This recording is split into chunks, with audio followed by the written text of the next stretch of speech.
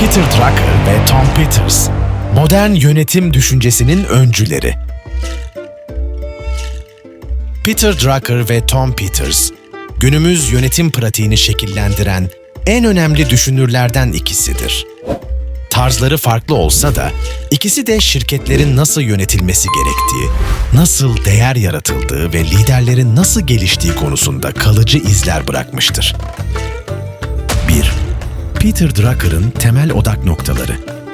Genellikle modern yönetimin babası olarak anılan Peter Drucker, bugün neredeyse klasikleşmiş pek çok yönetim kavramını bizlere kazandırmıştır. Bunların başında yöneticilerin ve çalışanların net, ölçülebilir hedeflere sahip olması gerektiğini savunan hedeflerle yönetim, Management by Objectives, MBO yaklaşımı gelir. Drucker'a göre çalışanlar hem şirketin genel hedeflerini hem de kendi bireysel hedeflerini doğru bir şekilde anladıklarında daha motive, odaklı ve sorumluluk sahibi olurlar. Drucker'ın bir diğer önemli katkısı, bilgi çalışanı, knowledge worker kavramını ilk öne sürenlerden biri olmasıdır. 1950'li yıllarda üretimin giderek bilginin etkin kullanımına kayacağını ve çalışanların sadece fiziksel iş gücünden ibaret olmayacağını öngörmüştür. Bu, sanayi toplumundan bilgi toplumuna geçişi işaret eden büyük bir dönüşümün habercisi olmuştur. Dolayısıyla öğrenme, uyum sağlama ve yenilikçi düşünme, başarının temel unsurları haline gelmiştir.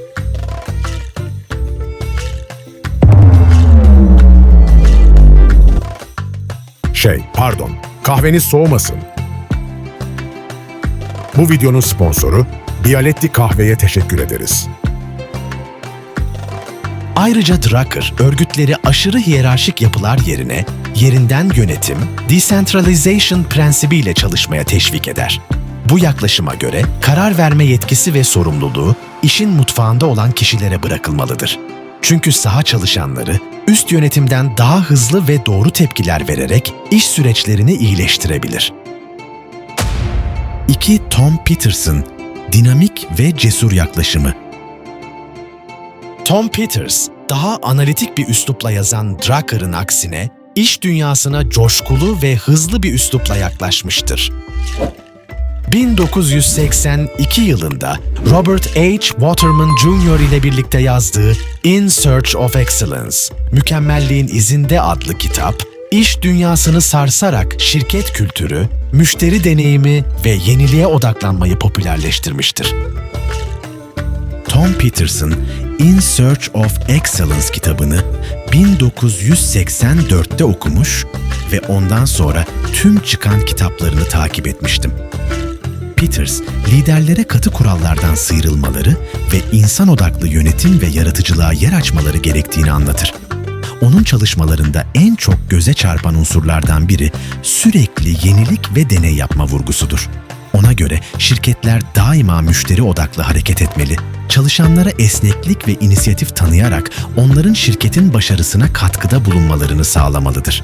Özellikle bugün rekabetin küresel ölçekte ve büyük bir hızla değiştiğini düşünürsek, Peters'ın yenilikçilik ve çeviklik çağrısı daha da anlam kazanır.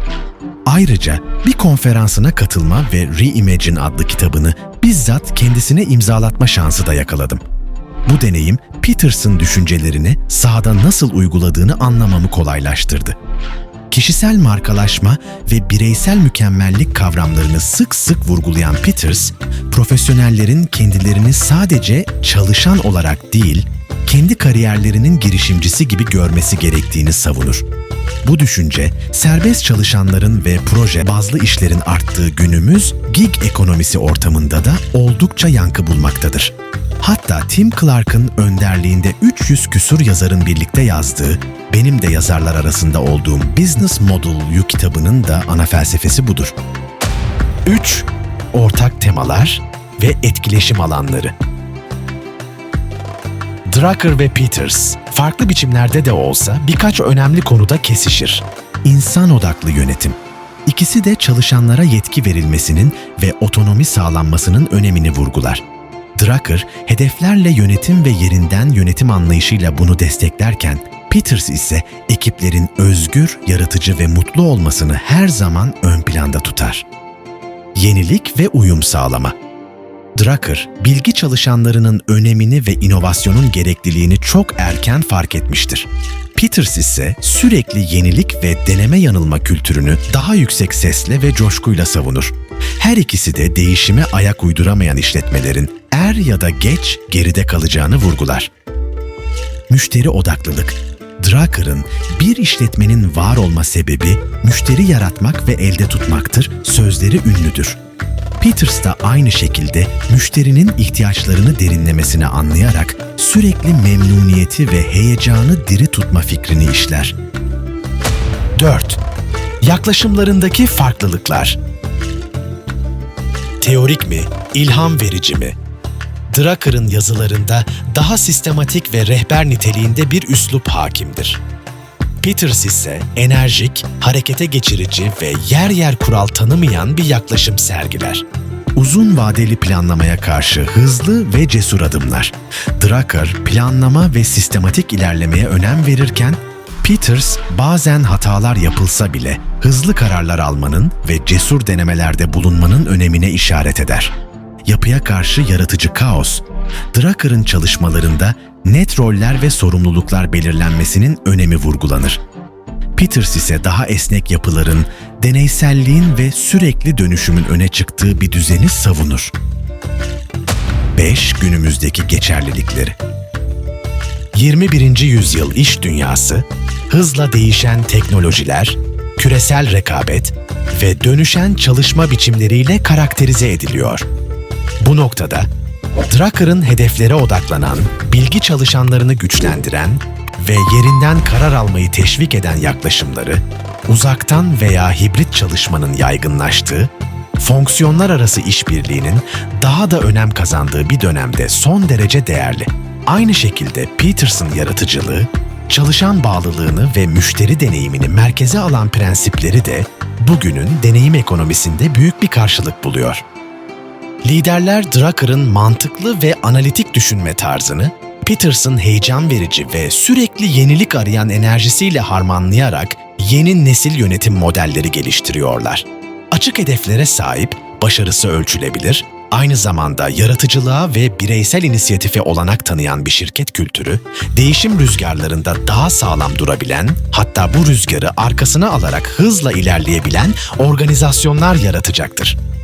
Peter Drucker ve Tom Peters, modern yönetim düşüncesine farklı açılardan yaklaşarak iş dünyasının çok boyutlu dinamiklerini anlamamıza katkıda bulunmuştur.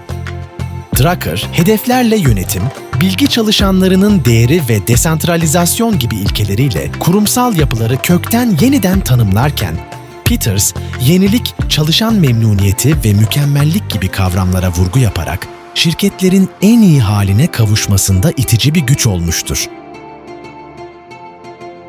Günümüzün hızla değişen iş ortamında bu iki düşünürün ortaya koyduğu fikirlerin harmanlanması, yöneticilere güçlü ve dengeli bir yol haritası sunmaktadır.